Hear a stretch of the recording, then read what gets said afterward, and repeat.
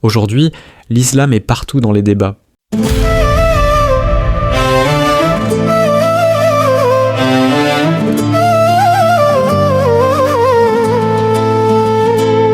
À la télévision, dans les discours politiques, sur les réseaux sociaux. Et pourtant, jamais l'islam n'a été aussi peu compris. On en parle beaucoup, mais on l'écoute rarement. On le regarde à travers des images, des faits divers, des conflits, des peurs. Et on oublie souvent une chose simple. Une religion ne se comprend pas par ses crises, mais par ses principes. Le piège de la réduction. Quand un crime est commis par quelqu'un qui se dit musulman, ce n'est pas un individu qu'on interroge, c'est toute une religion. Mais quand un crime est commis par un non-musulman, on parle d'un fou, d'un déséquilibré, d'un extrémiste isolé. Deux poids, deux lectures. Résultat, l'islam est souvent réduit à l'actualité violente, comme si 14 siècles de pensée, de spiritualité, de philosophie, de droit pouvaient être effacés par quelques minutes de journal télévisé. Il y a une confusion fondamentale. L'islam, un corpus de textes, de principes, d'éthique. Les musulmans, des êtres humains imparfaits, divers. Les actes de certains, c'est qu'à des choix individuels. Confondre les trois, c'est une erreur logique. On ne juge pas la démocratie à travers un dictateur. On ne juge pas la médecine à travers un médecin corrompu. Mais on juge souvent l'islam à travers les pires comportements.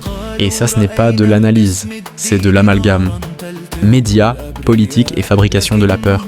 Les médias fonctionnent avec une règle simple. Ce qui choque attire, la peur vend. Le conflit attire, la violence fait de l'audience. Et la politique, elle, utilise souvent la peur pour rassembler, contrôler, mobiliser. Alors l'islam devient un symbole pratique, un mot fourre-tout pour parler d'insécurité, d'identité, de crise. Mais poser une question scientifique, c'est refuser la simplification. Pourquoi l'islam est si commenté mais si peu compris ? Parce qu'on parle sur l'islam, mais on parle rarement avec l'islam. On interroge des plateaux TV, pas des livres, pas les sources, pas les textes, pas la philosophie. On débat de l'islam sans le lire. C'est comme discuter de physique sans jamais ouvrir un manuel. L'islam face à la violence, que disent vraiment les textes ? Dans les textes islamiques, la vie humaine est sacrée. L'injustice est condamnée. La transgression est interdite. L'oppression est un péché majeur. Le Coran ne glorifie pas la violence. Il encadre la légitime défense dans un contexte précis, historique, limité. Il ne sacralise jamais la brutalité. Protéger les faibles, garantir la justice. Un thème central de l'islam, c'est la protection des faibles, la dignité de l'être humain, la responsabilité morale, l'orphelin, le pauvre, la femme, l'étranger, le voisin.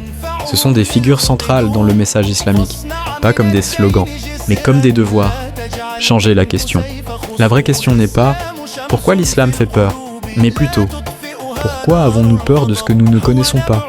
Dans cette série, on ne va pas défendre l'islam, on va le comprendre. Pas avec des slogans, pas avec des émotions, mais avec des questions, des textes, de la philosophie, de l'histoire. Parce qu'on parle beaucoup de l'islam, mais on l'écoute trop peu.